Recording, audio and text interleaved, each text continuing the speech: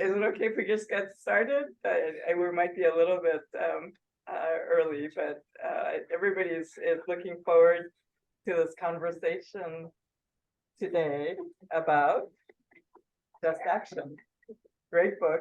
I saw it in the bookshop in my favorite independent bookstore a little bit at the end of, it was over Memorial Day, and I just had to, it's a beautiful book, and you must be thrilled to have it on the bookshelves. It's great. And so I was telling you folks before, it's a sequel to, or a follow-up to Color of Law, what we can do, what action we can take, what just action we can take to follow up and to try to right the wrongs of the intentional governmental segregation. And you know, I was gonna read about your bios, both yours and Sherry's, but I think I'll pause on that and just let you start, because you have such a great story, and I don't want to take up more of the time. Leah's going to do a presentation followed by a question and answer period moderated by Sherry, who is our firm's DEI consultant. So thank you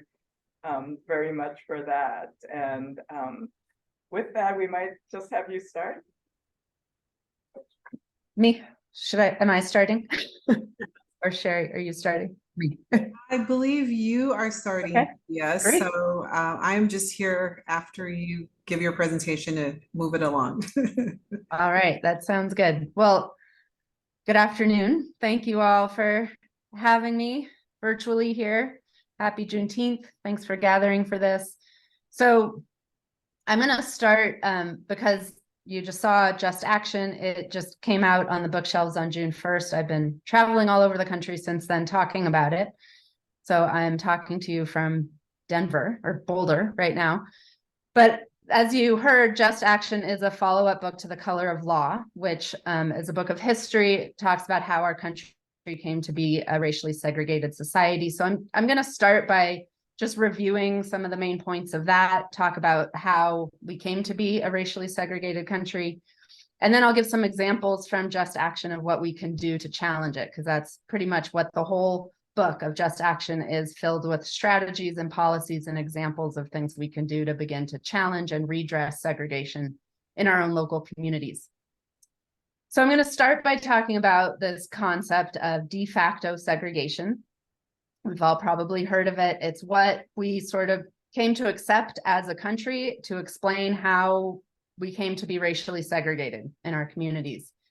We told ourselves that there was segregation in the South that was de jure, caused by law. It was, you know, the segregation of restaurants and lunch counters and schools, but that the residential segregation of our neighborhoods was something completely different. It wasn't required by law. This is what we told ourselves. It was because of private action. It was realtors, landlords, and banks, excuse me, who refused to sell or rent or loan money to African Americans to live in white neighborhoods.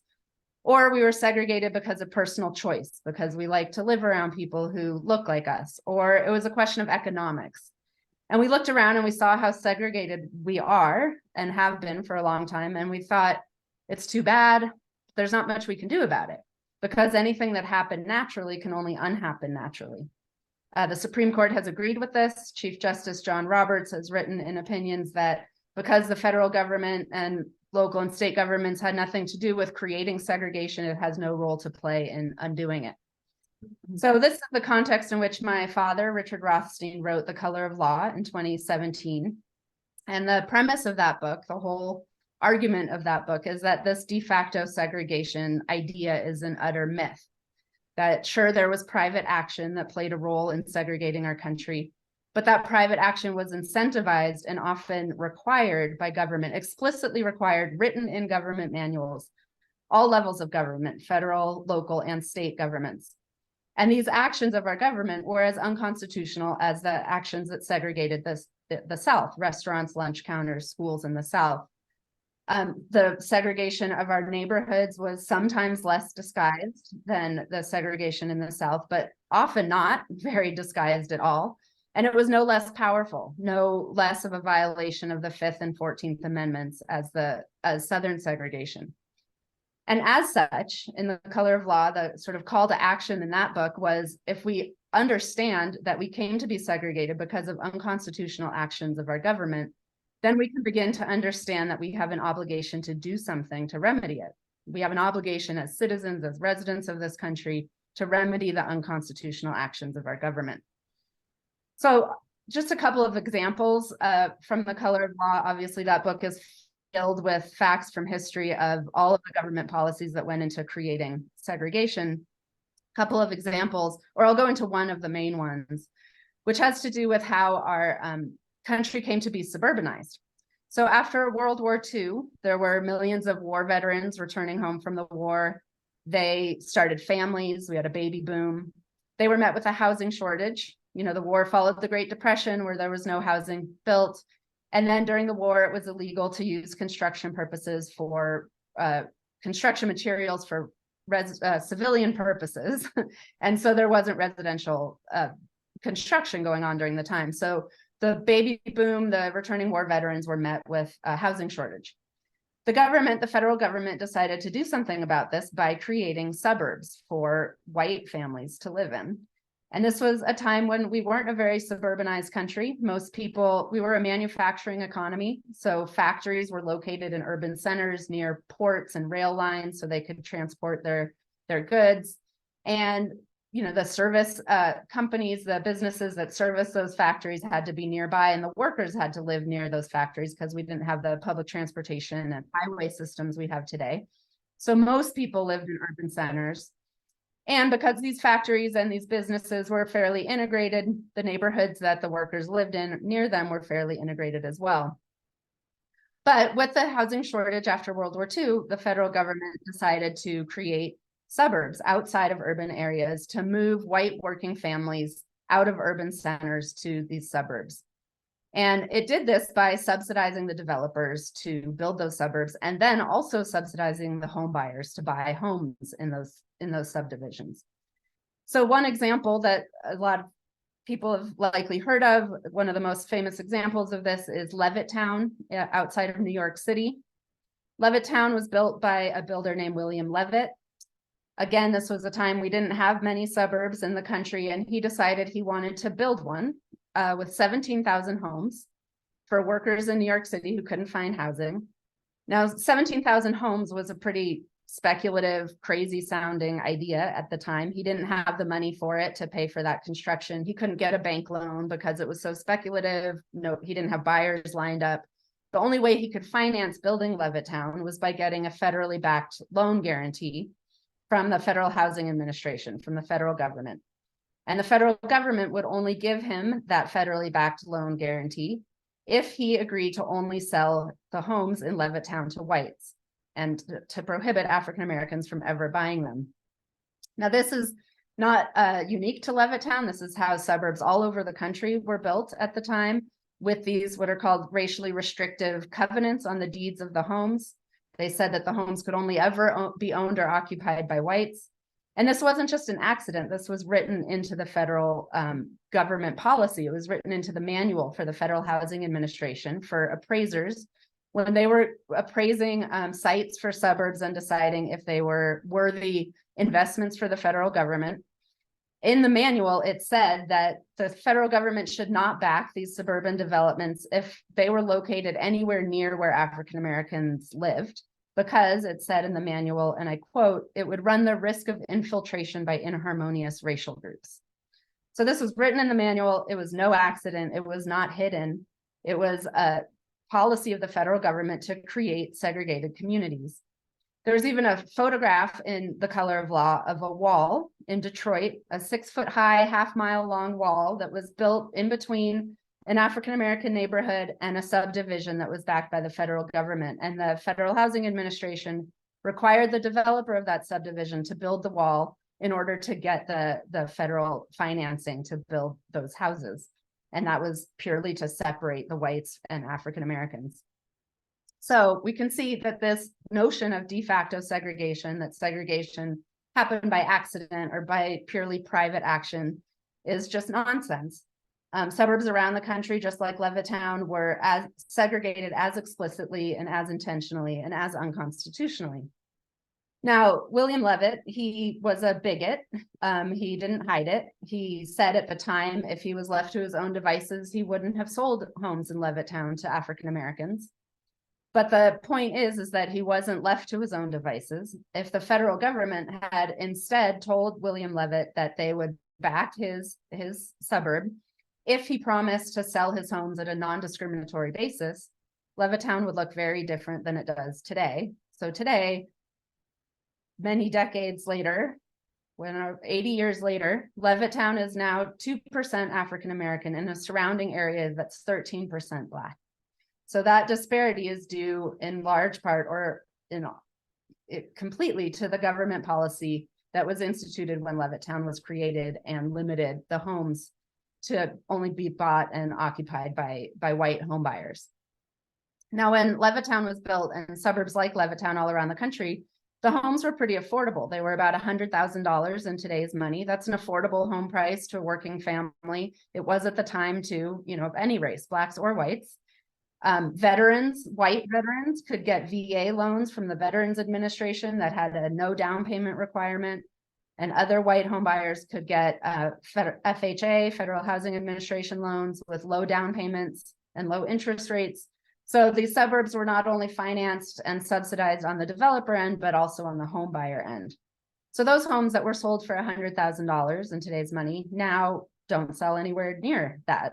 As we know, homes around the country sell in these types of suburbs and subdivisions sell for $200,000, $300,000, $400,000, $500,000, in some places $1 million or more. Now, the white families who were subsidized and allowed to buy into these developments, they've inherited wealth over the generations by the increasing equity in those homes. They could use that wealth to weather health emergencies and bouts of unemployment, to enjoy their retirements, and send their kids to college.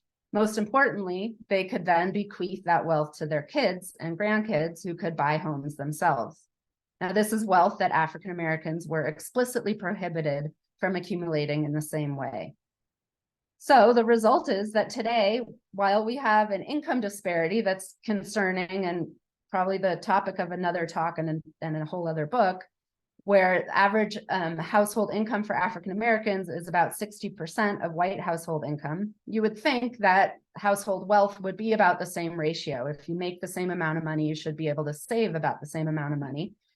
But the wealth ratio between African Americans and whites is far, far bigger. So African American average household wealth is about 5% of average white household wealth. It's a huge disparity. It's due almost entirely to these policies that allowed and subsidized white families into home ownership in a way that allowed them to accumulate wealth over the generations, while explicitly and unconstitutionally prohibiting African Americans from doing the same. So this is one example among many policies of all levels of government that created and maintained the racial boundaries that still exist today. Today, metropolitan areas in all parts of the country are segregated by race. Not much has improved in Black and white segregation since these times I'm talking about. Even though in 1968, the Fair Housing Act was passed, it prevents the future discrimination in the sale or rental of housing, which is a good thing. But it doesn't do anything to address this wealth gap that exists and will continue to persist until we do something intentional about it. That wealth gap is due to the past discrimination that I've described. So it's sort of an empty promise to say, sure, African Americans, you are no longer barred from buying homes in places like Levittown, when they don't have the accumulated intergenerational wealth to be able to afford those homes like whites can. So in addition to this wealth gap, the segregation of our neighborhoods is to blame for many of our most serious social problems and racial inequities. Because when we talk about segregation, we're talking about not only the segregation of people into different neighborhoods, but the segregation of resources.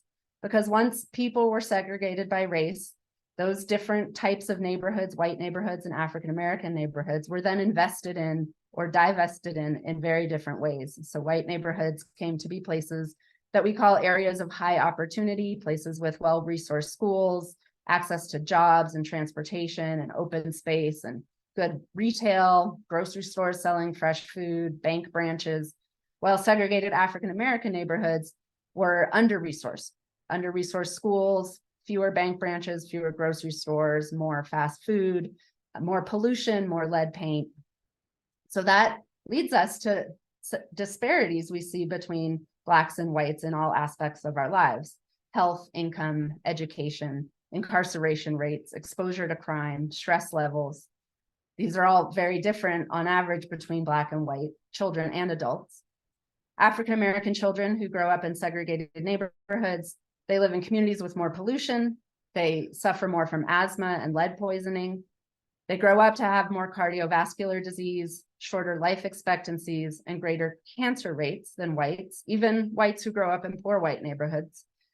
And we also have educational disparities between African Americans and whites, and that's because segregated schools and segregated neighborhoods have an entire student body where the students have all of these, one or more of these challenges: health challenges, stress, their parents are working several jobs, they have, more exposure to police and violence. And so no matter how good the school is, those schools are overwhelmed with the challenges of their students, and so the education of all students suffers. And so that's why we see such disparities between segregated white schools and segregated African American schools. So that is why my dad wrote The Color of Law in 2017. And despite everybody's predictions about how well that book would do, it has done very well, and a lot of people have read it. And it's really surprisingly kind of changed the conversation around these issues in the country. As a result of The Color of Law, partly, and just the conversations lately in the country around race, this de facto myth about segregation has less currency. We can more clearly see the costs of segregation, and we can more clearly reckon with the unconstitutional actions in the past that has created it and continue to maintain the segregated communities we live in. And once we see that, we can start to see that we have an obligation to do something about it. So a lot of people who read The Color of Law and went to my dad's talks about them, including myself, actually went up to him afterwards and said, this is really powerful history. It's really important that we're now seeing this so clearly, but what do we do about it now? Segregation, racial segregation of our neighborhoods feels like an overwhelming issue to tackle. And I couldn't see how we would move forward to begin to undo it. So his answer to me was to help him write a book to answer that question. So I eventually agreed. I have a background in housing policy and community organizing.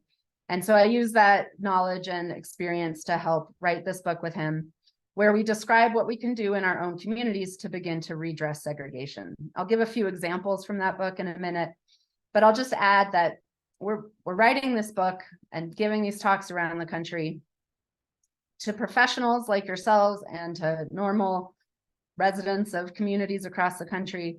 And we speak to everybody as, we know that there's a lot you can do professionally in your jobs to advance these issues, but what it's going to take to actually redress segregation and challenge the racial segregation of our communities is activated groups in our local communities. So it's us acting as residents of our communities, talking to our neighbors and working for change on the local level in that way. So that's the context of which I'm talking today. And we argue that to live up to our obligation to redress segregation and remedy the harms that our government has inflicted upon our communities, we need a new activated civil rights movement. And it might seem like we're on our way to that. We had a racial reckoning in 2020, where 20 million people marched for Black Lives Matter, in Black Lives Matter demonstrations after George Floyd's murder in Minneapolis. That was more people than ever before in our country's history marching for racial justice. Very diverse set of people in these demonstrations. They were young and old, urban and suburban, Black and white, Latinos, Asians, all types of people marching for racial equity. And then what happened to those 20 million people? Well, a lot of people went home. They put lawn signs in their front lawns. They started book clubs to learn about issues of racial inequality. Some went back to their companies, and their companies issued letters to their shareholders denouncing racism and promising to do better. All of this are important first steps. It's important to build awareness, but alone, these are not enough. You know, people didn't go home to then actually challenge the segregation of their communities. And one reason we think is because we didn't know what to do, how to go about doing that. Because what's really going to challenge the segregation of our communities and begin to redress it is actions that really address the causes and consequences of segregation.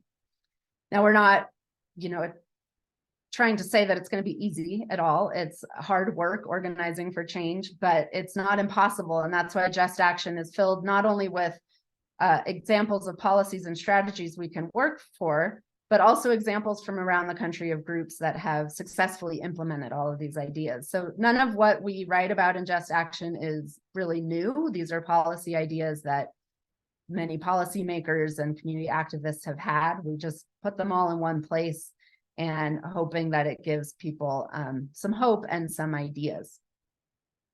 So another thing that's a focus of this book is that we really focus on local action.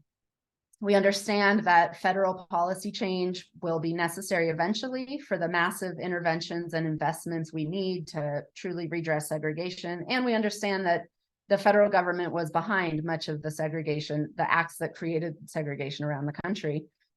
But once the federal government implemented those policies, they are now, you know, perpetuated and enforced locally. So while the federal government sort of created this, it's now perpetuated by local government and local actions.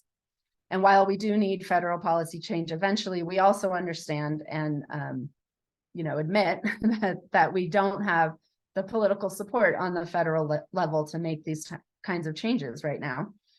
But we can build that support locally.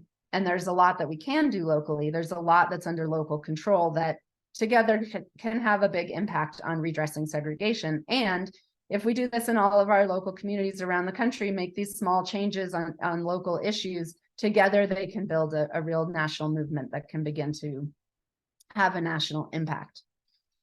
So how do we start to build these local groups in this new civil rights movement?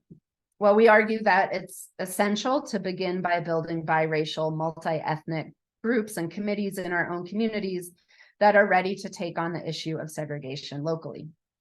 Now, this in itself, we understand can be daunting. We have little social contact with people of other races outside of workplaces these days, less so than previous generations. In large part because we live in such segregated communities, we just don't have a lot of social contact with people of other races. And that kind of social contact and social capital will be essential for building these groups that can begin to work for change on the community level. So we understand it's daunting, but again, not impossible. And we give examples from around the country of groups that have bridged these divides and obstacles. And I'll tell one story about that now because it's a great story. This is from Chicago, an artist there who's a photographer, Tanika Johnson. She started a project where, you know, Chicago has this unique layout. It's laid out on a perfect grid where the north side, you know, it's the same street that goes through the whole city, but the north side of the street and the south side of the street. The north side is in the white area of the city and the south side is in the African-American area of the city. The houses have the same numbers, but they're just north and south versions of the same street. So she took the map and folded it in half. And when you do that, the streets, the north and south sides sit on top of each other perfectly, as do the houses. So she took the two houses that sit on top of each other in that folded map and called them map twins.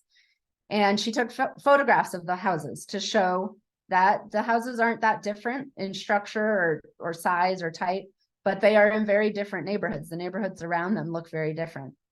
And then, so she took photographs and she did an art exhibit on that to show sort of the visual representation of the segregation of resources and people in Chicago. And then she went a step further and introduced herself to the residents of these houses and asked them if they wanted to meet their map twin. And many of them said yes. And to be involved in her project, they agreed to meet their map twin and take them on a tour of their neighborhood and tour their map twin's neighborhood. So in that way, they started to build relationships and they learned that they had actually a lot in common. They weren't that different after all, but they lived in very different neighborhoods. And these were people, many of them had lived in Chicago their whole lives and had never been to the other side of town or known somebody who lived on the other side of town. They started to build relationships and friendships. They then developed block twins, so larger groups of people that would get together, and they've done some neighborhood beautification efforts and supported each other during the pandemic. And this was, it started as an art project, sort of a social experiment, and it's a great example of how simple it can be to just introduce people from different parts of town and start to develop relationships. Now, this was done by an artist, not a community organizer, but the next step would be for a community organizer to work with these groups and start to talk about how they can begin to address the disparities that they're learning about between their neighborhoods. And we have examples in the book of groups that have gone on to do that as well. So many of these groups, once they start or they get started by learning about the history of how their communities came to be segregated. Often this happens when a homeowner finds one of those racially restrictive covenants on the deed of their own home. So as I said, these racially restrictive covenants were one of the primary tools of the federal government in creating segregation in the 20th century. They say that the home can only ever be owned or occupied by whites. They're no longer legally enforceable, but they're part of the legal document for the home. They're on the deed, like the property line. They can only be removed with legal action. So oftentimes we give some examples: Modesto, California, Rochester, New York, Charlottesville, Virginia. Homeowners there discovered these covenants on the deeds of their own homes and were shocked. They were shocked to see how intentionally their own community was segregated, how intentionally their own home was segregated. And they started to ask around. In Modesto, they enlisted a group of high school students to go to the county clerk's office and research how many of these covenants existed and create an inventory. In Charlottesville, they did a crowdsourcing project to do that work.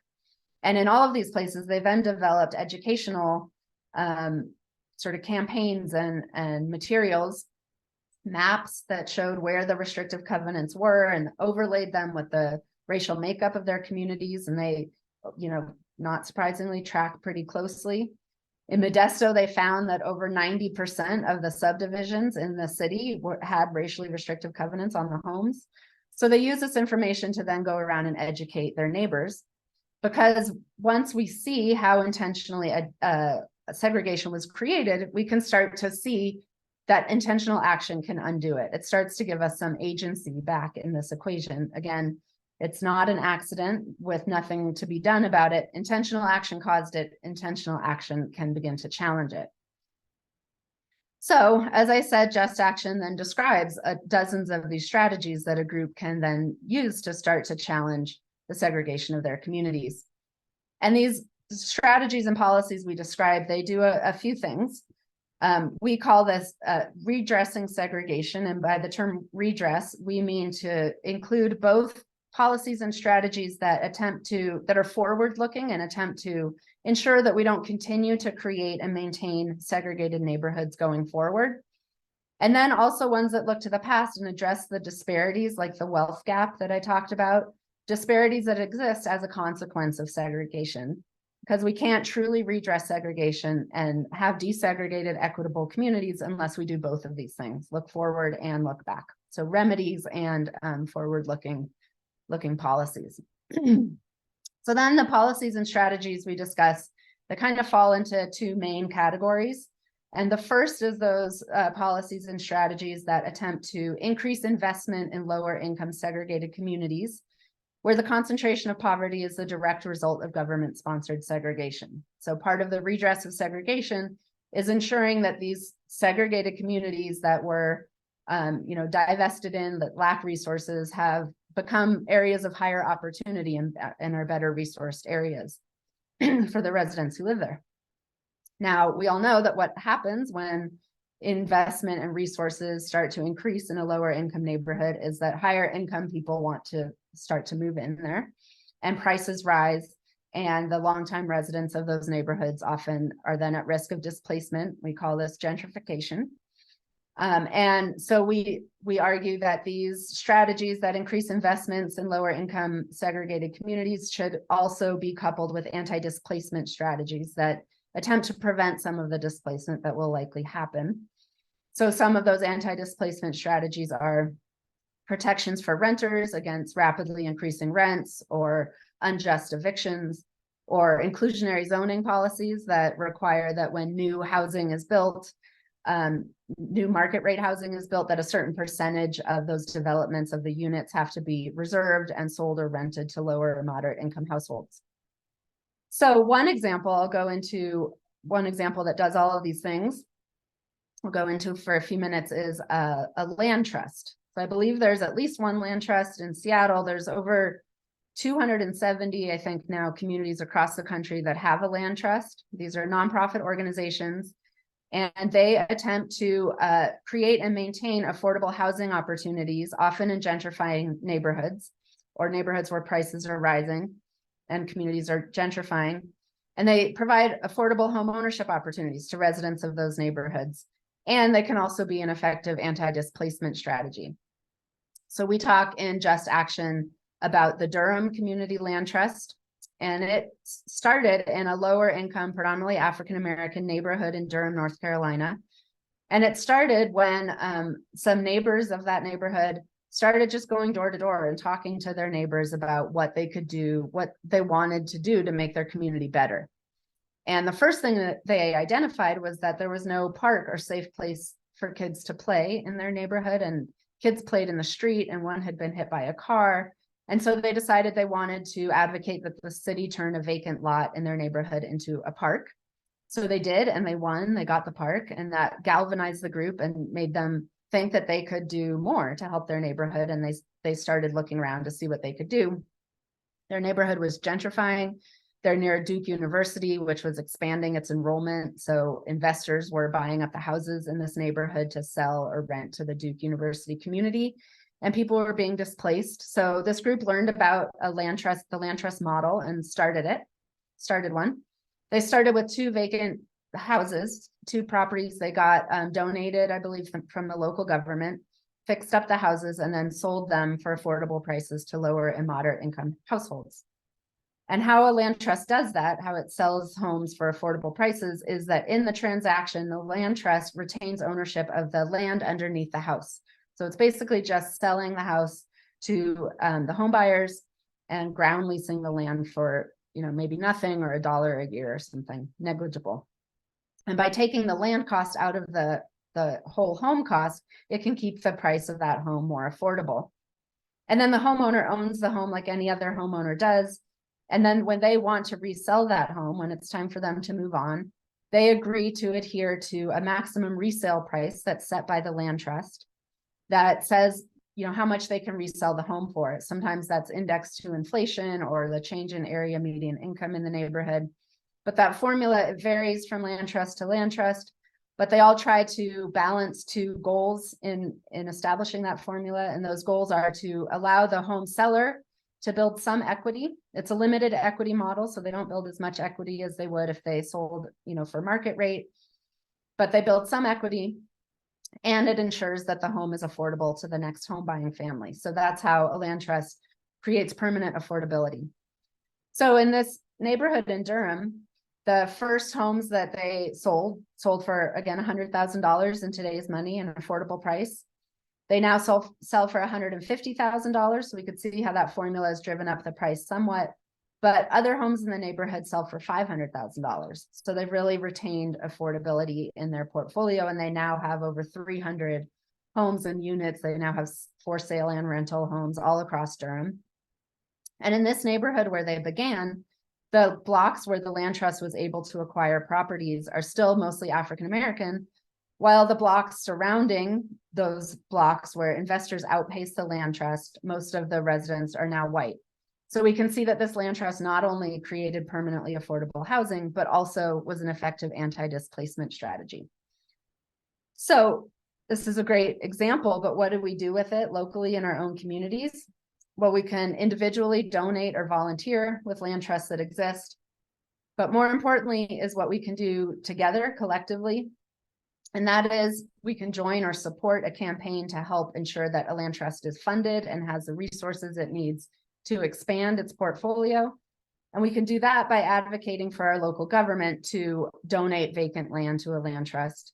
and also advocating that local institutions and companies do that as well, donate vacant land or resources. And we give some examples of going back to these restrictive covenants. The houses that have restrictive covenants on those deeds, usually the bank that first financed the subdivision, the realtor that first sold the house, the developer that built it, the builder that built it, are often named on that deed. In the Charlottesville example I gave, we looked at the bank and the developer and the realtors named on the deeds, these restrictive covenant deeds, and that many of them are still in business in Charlottesville. So in many communities around the country, that will be the case. These companies are still operating, or if they aren't, they've been bought by companies that are still operating in the community. So we argue that a group that's working to redress the segregation of their community could pressure these local companies, you know, to live up to their obligation to redress the harms that they caused by creating segregation. And one of the ways they can do that to remedy the harms they caused is by donating to a land trust. So that's one example of increasing investments in lower income communities. The other category of strategies we talk about have to do with opening up exclusive, usually predominantly white neighborhoods or suburbs to diverse residents. And we can do that in many ways, like changing zoning to get rid of single family only zoning to allow a diversity of housing types and affordability options in these exclusive suburbs, subsidies for African Americans to move into these areas. Inclusionary zoning works for this goal as well. And building housing in these neighborhoods that's affordable not only to lower income, but also to moderate income households. Now, I talked about the land trust as a model or a way of increasing investments in lower income or gentrifying neighborhoods. But a land trust could also be a very effective tool for opening up exclusive white neighborhoods or suburbs to people who've historically been prohibited from living there. And the only thing that's stopping them is that land trusts usually can't afford land in those neighborhoods, but a local group in a suburban community organized to redress segregation could advocate that their local government donate vacant land to a land trust, which would be able to create affordable homeownership opportunities. Specifically, we argue with preferences for African Americans who've historically been excluded. There isn't a lack of opportunity for this. Many suburbs, local governments there are sitting on vacant land that they could donate to a land trust. We give some examples in Just Action. In Modesto, California, the city has come to acquire a golf club that went out of business. And in Woodbridge, Connecticut, the town has a country club that it has acquired. And in suburbs across the country where public school enrollment is declining, many city governments are sitting on vacant school sites that they could donate some or all of this land to a land trust to create affordable homeownership opportunities in those communities. So that's another example. That's an example of what we call mobility strategies, or opening up exclusive communities to diverse residents. Another example from that category has to do with Section 8, housing choice vouchers. So Section 8, the Section 8 program is a federally funded program, but administered by local public housing authorities. It's the largest rental subsidy program in the country. Over 2 million low-income households, they're disproportionately African-American, receive Section 8 vouchers. Another 4 million or more, 1 in 4 who are eligible for Section 8 don't, only 1 in 4 get the vouchers who are eligible. And that's because the program is underfunded on the federal level. But of those 1 in 4, we have 2 million low-income households who rely on Section 8 to pay their rent. And the way the Section 8 program works is that, unlike public housing, which is tied to a unit or a building, the benefit is tied to a place. The Section 8 voucher allows the Section 8 recipient to use that voucher to rent anywhere in the private market. Now, most of us want to live in high opportunity neighborhoods with low crime and well-resourced schools. Children do better. Children who grow up in these neighborhoods do better educationally, health outcomes, income outcomes, like I talked about before. But only 5% of Section 8 households live in these types of communities and high income communities. White Section 8 households are more likely to than African Americans. Several reasons for this, and these are all things that can be addressed locally. One is discrimination. plain and simple. So discrimination against people who use Section 8 to pay their rent is an allowed form of discrimination by the federal government. It's not federally a protected class, but many states, about 20 states and over 100 localities, have outlawed this type of discrimination with laws that are called source of income discrimination laws. Washington State has one, Seattle has one.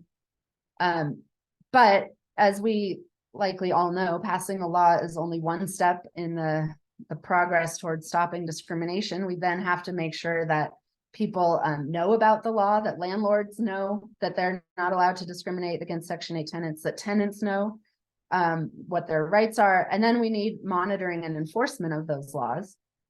And that work usually falls to fair housing organizations and civil rights organizations. And these are organizations that are also that are often underfunded. And so we can support those organizations with resources and financial contributions to help them do that work of monitoring and enforcing these anti-discrimination laws. We can also personally volunteer as testers with fair housing organizations. And that is, you all are familiar with paired testing programs. That's how fair housing organizations find out where discrimination is occurring. So they'll send tenants, some white, some African-American, with the same qualifications on paper. Some will say they use Section 8 and some don't.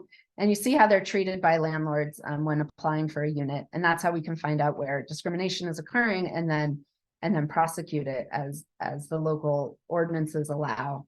But those fair housing organizations who run paired testing programs, they need volunteers to do that work. So that's another way we can support the mobility of Section 8 tenants to move to high opportunity areas. Another piece of that program that makes mobility difficult for Section 8 tenants is the voucher amount itself. So when a family gets a Section 8 voucher, they pay 30% of their monthly income towards their rent, and the voucher makes up the difference, up to a maximum voucher amount that's set by the median income of the entire metropolitan area. So you take a metropolitan area that has very low rents and very high rents, take the middle rent of all of those, 10% below that is the maximum rent a voucher will support in most metropolitan areas. So by definition, over half of all rents in a metropolitan area are out of reach of voucher holders. So that makes it virtually impossible for voucher holders to move to high opportunity neighborhoods, which are usually higher cost neighborhoods. Now, there was a lawsuit in 2010 about this, and as a result, now 180 housing authorities in 24 metropolitan areas around the country use a smaller area to figure out the maximum rent a voucher will support. So in higher cost areas of a metro region, a voucher will pay more than in lower cost areas. And that really allows for a lot more mobility for voucher holding families. But outside of those 24 metro areas, none in Washington, any public housing authority can voluntarily adopt to use these small area rent standards. And that's something we can advocate for locally, working with our local public housing authorities to change their payment standard to allow voucher amounts to be high enough to be able to pay for units in high opportunity areas. So let's see, I think I'm getting close on time. I'm going to talk about one more example quickly, just to give you an idea of sort of the breadth of things we talk about in Just Action. So aside from the strategies that increase resources in lower income communities and open up exclusive communities to African-American residents, we also discuss a lot of strategies that increase home ownership opportunities for African-Americans, like down payment assistance programs, subsidies, home ownership education and counseling. Now, there's ways that, like the restrictive covenants I talked about, obvious ways that African-Americans have been denied home ownership opportunities in the past. And the wealth gap that results from those makes it hard to get into home ownership today, which is why we need down payment assistance programs targeted specifically for African-Americans to remedy that harm. But there's also less obvious ways that are still in force, still active on this process today that keep African-Americans from being able to buy homes. One of those is the credit scoring system. So we're all familiar with credit scores. We are led to believe that credit scores are an objective rating of our future ability to repay a debt. You know, mortgage companies and banks, they do need a way to know if we're going to be a faithful, borrower and if we're a good candidate for a mortgage. So they use a credit score to be able to determine that. Now, the credit score is supposed to be objective. It's an algorithm. We think that that makes it true. But the credit score is based on your financial history. So if you've paid your debts in the past, you'll have a higher credit score than if you haven't, which makes sense. But it's only based on a certain type of financial history. And it's a type of financial history that African Americans are far more likely to have than whites. And that's because there are fewer bank branches in African American neighborhoods of all income types, all types of neighborhoods have fewer bank branches. And so they rely more on non-traditional financial institutions like payday lenders.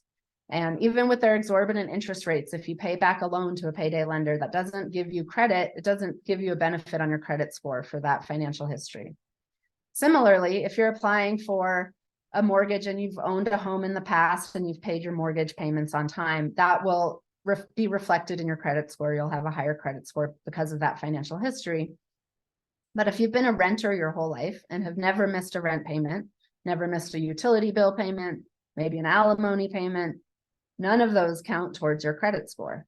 And so African Americans who are less likely to have owned homes previously when they're applying for a mortgage than whites, don't have their rental payment history reflected in their credit score. So as a result, over a third of African Americans have no credit score at all, compared to 17% of whites. And of those with credit scores, about 20% of African Americans have a credit score high enough to qualify them for a mortgage, compared to over half of whites. So this disparity, this huge disparity, it really is an obstacle to African Americans getting into home ownership. It doesn't mean that they're not good candidates for mortgages. It just means that the algorithms we use to determine that have a discriminatory impact. It's not discriminatory on its face and intent, but it is in effect. And so what can we do about this? Well, nationally, there's talk of changing the credit scoring algorithm with the credit scoring agencies, and there's some movement on that, but it's been about 15 years in the making. There's been conversations for a long time going on about this. So if we just wait for those to change, we'll be waiting a while longer. So in the meantime, we can work with our local financial institutions, local banks and credit unions, to get them to change how they calculate credit scores for their own borrowers. And we give some examples in our book of those that have done this. Habitat for Humanity also does this. It's possible to collect rental payment history and then have a more accurate reflection of a candidate's financial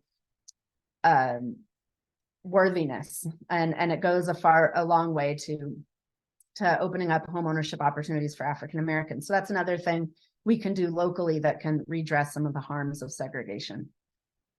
So those are a few examples. Again, there's a lot more in the book, and there's a lot more we couldn't include in the book. We're continuing to write about these issues in a Substack column that you can subscribe for free, because these issues are constantly changing, and we want to keep writing about successes and challenges. But I hope that if there's a takeaway from this talk, and if you read the book from the book, is that we don't lack for options. It may be an overwhelming, seemingly intractable issue, the segregation of our communities, but there's a lot that can be done locally, and just how many policies and actions went into creating it. It will take a lot of smaller policies and actions to begin to undo it and challenge it.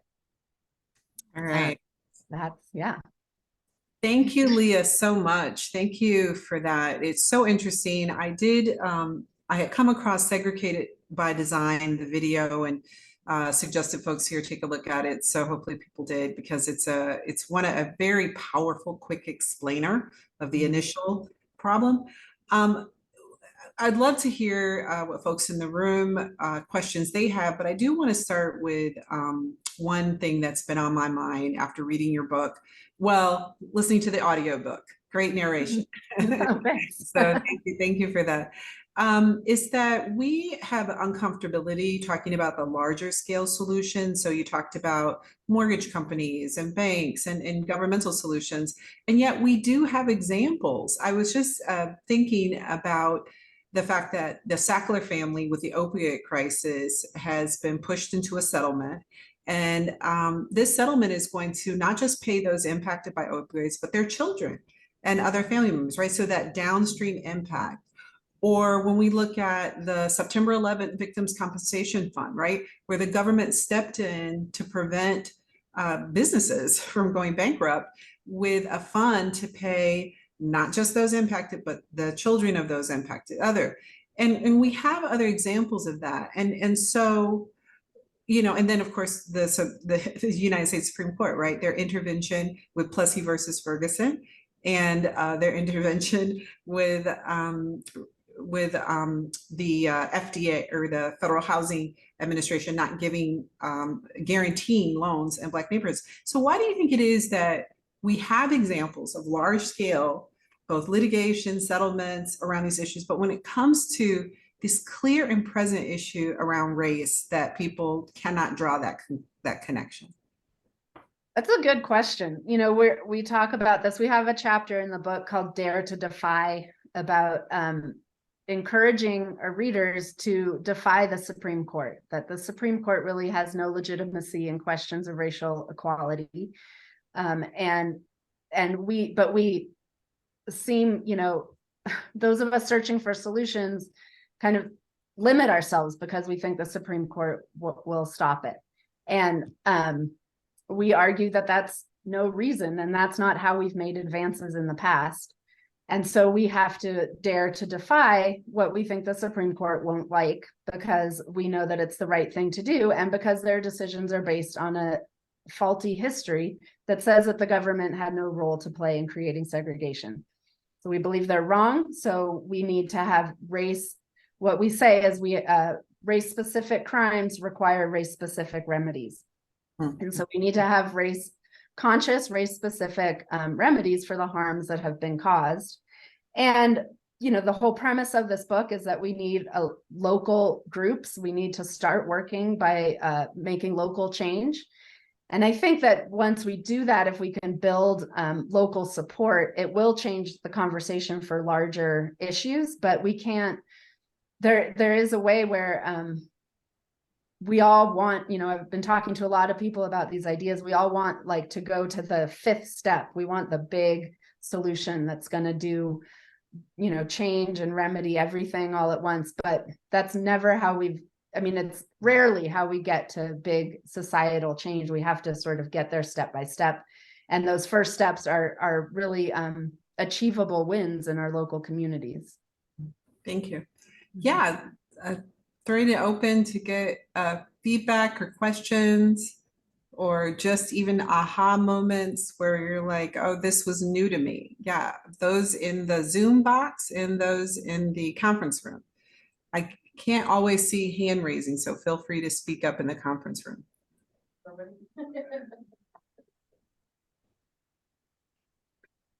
While we're thinking, I'll add one more thought to your question.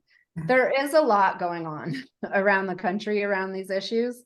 And that's one of the reasons why writing this book has given me hope, because there actually is a lot going on locally. And one thing I've been very excited about, I've been on the road for a while, so I haven't had time to look into it, but Washington State just passed a program that I believe it's putting $100 charge on every home sale that goes into a fund to fund a program for mortgages for those who are excluded from restrictive covenants. So it's they call it a harm-based program rather than a race-based program, but it is race-based because the harm was race-based. So it's a program targeted to African Americans and others who are excluded from home ownership by restrictive covenants. I believe that it's a forgivable mortgage program. So that's an example. That is a big deal, you know, in that state. So it is starting to happen. Yeah. It's an example of a large scale solution. Yeah, and I guess I would say to those listening, how many folks knew that the GI housing bill, though legally Black people could use it, effectively they had no access to it? Not effectively. I've read something somewhere where the number, and thousands, hundreds of thousands, I think Black people were involved in World War II. And the number of people who got the GI housing bill, I think I read somewhere you can count on two hands. Like it was so, yeah, that's right, two hands. Like, so this engine, this economic engine that transformed the American middle class, even though they had served, et cetera, they were effectively blocked out. Had anybody heard of that before? Was that new? No. Yeah. Yeah. And I think that's an example of kind of hidden, which Leah, you know, I hear a lot because I'm a consultant. I do diversity, equity, inclusion, and I'm writing a book on race in the workplace. So, but I hear a lot of people say, well, I just don't like all this separation by race. One of the more interesting things of that framing is it occurs to me that people don't know the ways it has always been separated by race. We're just literally saying the words out loud, but it's always been separate. Does that make sense? Yeah, it does. And I think that's why the color of law has had such a big impact, because we think that, you know, all of the reasons I said, it's personal choice, or it's accidental, or it was, you know, bad actors that created segregation, or it's, you know, many people in very expensive, exclusive communities think that they live there because they are more deserving or they worked harder. And the color of law really broke down all of the policies that went into ensuring that Blacks and whites didn't live anywhere near each other. For years, policies to this effect that, you know, even down to, there's examples of people who wanted, African Americans who wanted to buy into white neighborhoods and couldn't. And so they had a friend who was white buy the house and then sell it to them. And there's an example my dad talks about in Louisville, I believe, where a white, they call him straw purchaser, bought the home and sold it to his African American friend. And then a mob attacked the house and attacked the family, and the police stood by and helped them. And then the white homeowner who sold the home to the African American family was arrested and tried and convicted of sedition. So this idea that it's an accident or the government wasn't involved in enforcing segregation is nonsense. And if I can give another, unless there's a burning question, I'll keep talking. I have an example about this. I'll keep talking until someone interrupts me. Yeah. In one of my recent Substack columns, I wrote about a community in Silicon Valley, because this story came to me after we finished writing Just Action. So it's Menlo Park, very expensive community. It's where Facebook was founded and where Google is. Median home prices are over $2 million. It's an expensive community, very exclusive. And people there read The Color of Law, and there's a good amount in there about that area of California and how it came to be segregated, and the institutions and agencies involved, and they were interested. And so they developed a workshop about their specific city and region and how it came to be segregated, the specific policies and actions that went into ensuring that their community was all white and expensive, and that led to their now housing affordability crisis. So they did this workshop around their community to hundreds of people, and started to build this understanding that it wasn't an accident that their neighborhood looked the way it did, wasn't an accident that it was so expensive and that other people couldn't afford to live there, but it was the result of a series of policies and actions by government. And then they formed an organization that had the vision of creating a more inclusive and diverse city. And to join the organization, you had to agree with those values. And while they were building this organization, the local school district proposed to build 90 units of housing affordable, excuse me, affordable to teachers on a vacant school site it owned, because a third of teachers in their school district left their jobs every year because they couldn't afford to live anywhere nearby, and their commutes were just too taxing. And so the district wanted to do something about it. 90 units, not huge, but you know, in this community, it was a big deal. And so some residents put a measure on the ballot to stop it, and not only to stop this development, but to make any future rezoning to build multifamily or affordable housing something that would have to go before the voters. So basically make it very hard to do that in the future.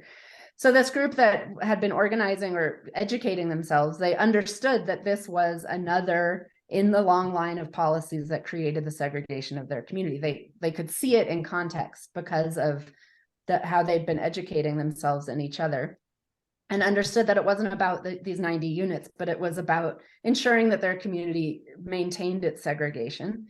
And so they launched a campaign to defeat the measure, and they went door to door, and they found a lot of other neighbors who were who agreed with them. They told me, I interviewed some of the leaders of this campaign, and they told me how they would walk up to a house and think that there's no way the people in this house are going to support us, but I'm going to do it anyway because I'm knocking on every door. And then they would talk to the residents of those homes and find out that they agreed that they also wanted a community where teachers could afford to live, where their kids could afford to move back home, you know. And so they ended up defeating the ballot measure, which is great. And now they have sort of a larger base of support to continue to work on housing and inclusion. So it's an example of how uncovering this like forgotten history can really help us see the reality of our communities today and what we need to do to change it. You talk about intentional actions. I say intentionality, right, is required. It's not a mistake. It's not an accident. It was intentional. So that's why it takes intentional effort to undo. And the other thing that really has struck me about all of this conversation is how it ended up doing something which is basically putting most African Americans in a position of first generation. So I was born in 1968. I like to tell people I'm a first generation free African American, really, because of civil rights legislation, and because I think the Fair Housing Act was passed in April of 68 and I was born in February, that really you have to think of me like somebody who just gets off a boat in Ellis Island in 1915, right? With the actual tools. But as you point out, by the time I actually get the tools, the prices have shot past, right? So finally getting the actual tools that, you know, is different than the timing of access. And so it's easy to look around and say, oh, the reason it's this way is because these people are lazy, they don't value education. You're not placing in the timeline properly where we are. Does that make sense? Yeah, completely. Yeah. And what we say, you know, when you have, so up until 1968, before the Fair Housing Act and other civil rights acts were passed, you know, a lot went into creating disparities between white and African Americans in all ways, in all parts of society, income, health, wealth, all of that. So then when you have legislation that says we can no longer discriminate, but we have these unequal groups of people, and now we have what look like race neutral policies, they don't have a racial intent, but because groups of people are unequal, those race neutral policies have different impacts on different races. And so the only way to address that is to have race conscious policies to remedy it. We can't just think we can fix decades and generations of disparities without addressing race. Thank you. Yeah, so as we get ready to, I think, wrap up, I think we're close to time. I do want to once again ask if anybody has anything that, even if it's just an aha, that they'd like to share. Yes. Is it Alicia?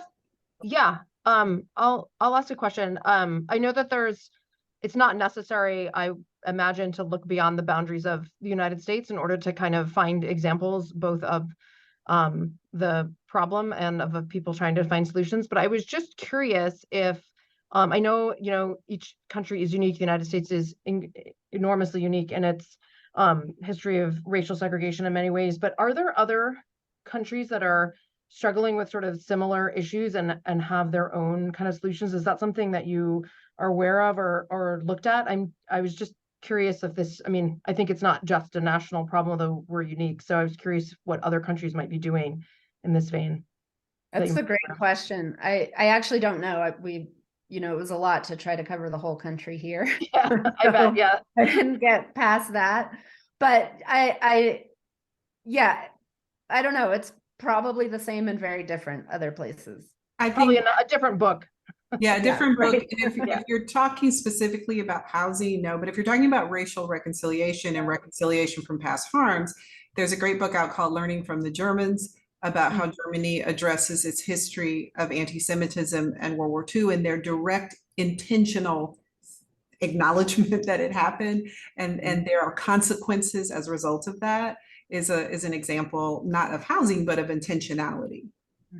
Thank you. I thought I heard somebody else say something, start something. Did I in the room? This is Marcia. Just an observation about language and how important it is. So Leah, I happened to watch last night the video of you and your dad at I think it was the Public Housing Museum in Chicago. It sounded like it was the official launch of your book. And one comment, the story of you and your father writing the book is a great father-daughter story.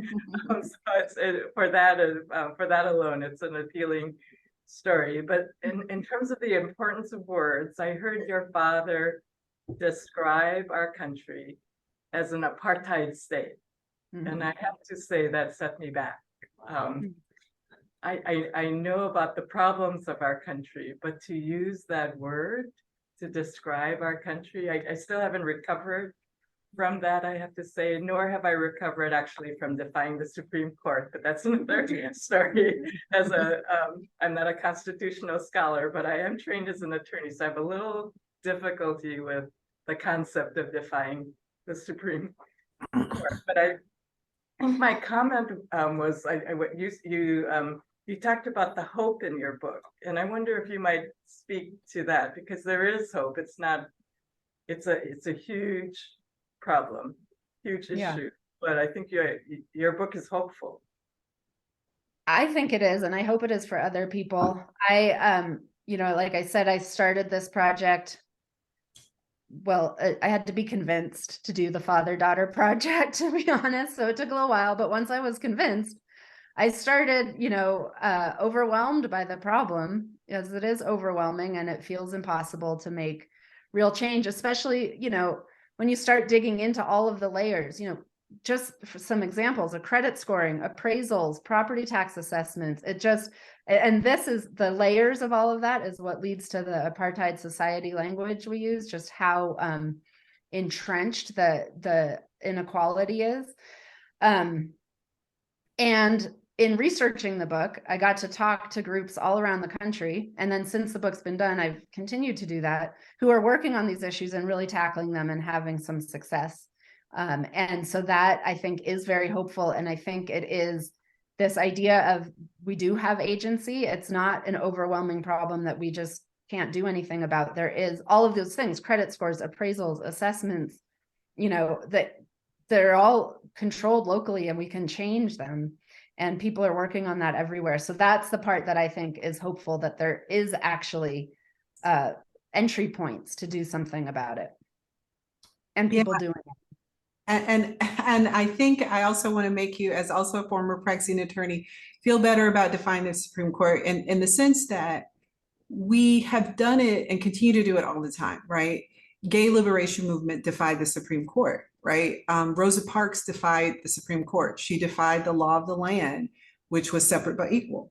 So it is both the define and then the redefinition, right? Those two things, but it's because people defied, right?